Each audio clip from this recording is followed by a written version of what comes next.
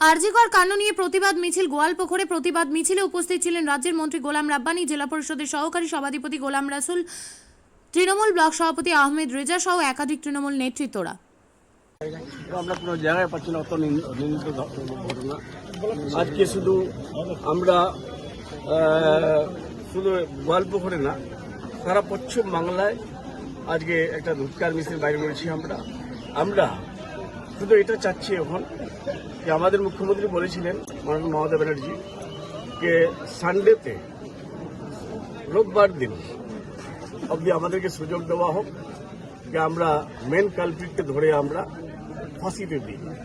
কিন্তু কিছু লোক হাইকোর্টের অনারেবল হাইকোর্টের জাজমেন্ট আসলো সিবিআই ইম্পোজ করার জন্য। সিবিআই এসছে, আমরা ওয়েলকাম করেছি।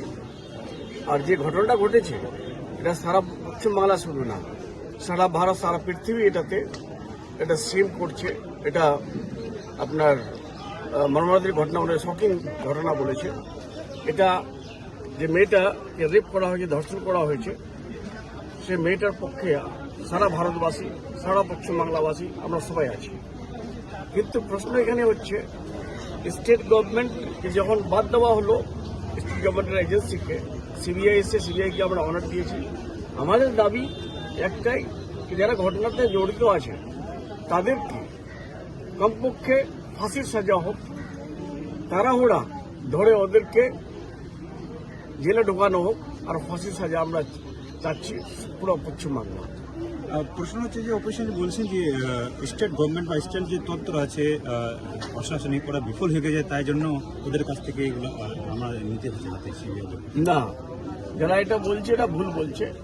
স্টেট একটা অত বড় গভর্নমেন্ট, কোন স্টেট গভর্নমেন্টকে যদি এরকম করে কেউ বলে, তাহলে স্টেট গভর্নমেন্টের আর ফেডারেল স্ট্রাকচারের জায়গাটা কোথায় থাকলো? ফেডারেল স্ট্রাকচার মানে স্টেট সেন্টার দুজন মিলে কাজ করবে। আর আজকে এক তন্ত্র হয়ে সেন্টার সব জায়গায় ইন্টারফেয়ার করে যাচ্ছে। আমরা তাও ওয়েলকাম করেছি সিবিআইকে। সিবিআই তথ্য বাইর করে তাড়াহুড়া রোববারের মধ্যে ফাঁসির সাজা হোক, ফাঁসি হোক ওই ছেলেটার, ওই লোকগুলো যারা ইনভলভ আছে। যার জন্য আজকে আমরা মর্মাহত, আর আমাদের বেদনা আছে, আমাদের সিম্পেথি আছে ওই পরিবারের সঙ্গে। আমাদের মাননীয় মমতা ব্যানার্জি নিজে গিয়েছিলেন ওর বাড়িতে, ওর বাবার সঙ্গে ওর মার সঙ্গে কথা বলে এসছেন। ওর মা বাবা দুজনে বিশ্বাস করেছিল দিদির পর যে দিদি একটা জায়গাতে নিয়ে যাবে, কিন্তু জায়গাতে নিয়ে যাওয়ার আগেই সিবিআই ইন্টারভিউ করে গেল। ঠিক আছে, এরলিটা আপনার আগে থেকে যাবে। স্যার বলছি যে এই যে ঘটনার পর যেভাবে হসপিটালে একটা মানে ঘটনা হলো, তোড়ফোড় বা এরকম যে হলো, এই বিষয় নিয়ে কি বলবো? এগুলো তো ষড়যন্ত্র একটা। এখন রাম বাম এক হয়ে গেছে। উল্টা আমরা যেখানে যাচ্ছি, সন্দেশখালী আপনারা দেখলেন, পরে তো ফ্ল্যাশ হলো। এখানেও যদি ওরা জড়িত আছে ফ্ল্যাশ হবে। কিন্তু সিবিআইয়ের পর আমরা সব থেকে বেশি বিশ্বাস করি, সিবিআই যদি পার্সিয়াল রোল না করে ইম্পার্সিয়াল রোল প্লে করে, তা আমি আশাবাদী এই বাম রাম যারা ওখানে ইনভলভ আছে তারা ধরা পড়বে। বাম রাম এরাই তো সিবিআইকে ডেকেছে হাইকোর্টের মাধ্যম থেকে। অনারেবল হাইকোর্টকে আমরা সম্মান দিই, আর আমি আশাবাদী ফুললি এটা ধরা। কি বলবেন দাদা এই র্যালি নিয়ে? এই র্যালিটা দেখেন, আজকে সারা রাজ্য জুড়ে প্রতিটি ব্লকে আজকে আমাদের প্রতিবাদ সভা চলছে। গত 9 আগস্টে মমিতা দেবনাথকে যেভাবে পিজিটি মানে আরজিকর কলেজে যেভাবে ঘটনাটা ঘটেছে, এটার আমরা নিন্দা জানাচ্ছি, ধিক্কার জানাচ্ছি। ওই সে আমাদের যেভাবে করেছে মমিতা দেবনাথকে রেপ করে মেরে দেওয়া হয়েছে, এটা আমরা পুরা প্রতিবাদ জানাচ্ছি। পুরা পশ্চিমবঙ্গে আজকে প্রতিটি ব্লকে আজকে এইভাবে বিক্ষোভ মিছিল আমাদের চলছে। কালকে আমাদের আবার একটা হবে, মানে করবো আমরা ব্লকে। আজকে দেখতে পাচ্ছেন আমাদের মন্ত্রী জনাব গোলাম রাব্বানী সাহেব উপস্থিত আছেন, আমাদের জেলা পরিষদের সহকারী সভাধিপতি উনি আছেন, প্রতিটি চৌধুরী গ্রাম পঞ্চায়েত থেকে প্রধান, উপপ্রধান, গ্রাম পঞ্চায়েতের মেম্বার, পঞ্চায়েত সমিতির মেম্বার। মহিলারা নিরাপত্তা রয়েছে এখন ওই পশ্চিমবঙ্গে? না, এটা আমি বিশ্বাস করছি না ওইটা নিয়ে। আমাদের যে মুখ্যমন্ত্রী যেভাবে সবাইকে নিয়ে যেভাবে একটা যে সার্ভে এসেছিলেন বের হয়েছিলেন, ওই সার্ভের মাধ্যম থেকে আমরা দেখতে পেয়েছি যে কলকাতাতে আমাদের মানে টপ 10-এর মধ্যে 3 নম্বরের মধ্যে আমরা আছি। সেফেস্ট সিটি কলকাতাতে দেখা যায় এটা। মেলা মানেই উৎসব। রায়গঞ্জে 29শে জুলাই থেকে শুরু এক্সপো মেলা 2024। মেলা চলবে 40 দিন ব্যাপী। 29 তারিখ মেলার শুভ উদ্বোধন। এবারে মেলার বিশেষ আকর্ষণ 360 ডিগ্রির রেঞ্জার রাইডস। এছাড়াও থাকছে নাগরদোলা, ড্রাগন ট্রেন সহ নানান রকম আকর্ষণীয় রাইড। শিশুদের জন্যও থাকছে বিনোদনের ব্যবস্থা, সঙ্গে রসনা তৃপ্তি কিংবা পোশাক ও শৌখিন জিনিসের পসরা।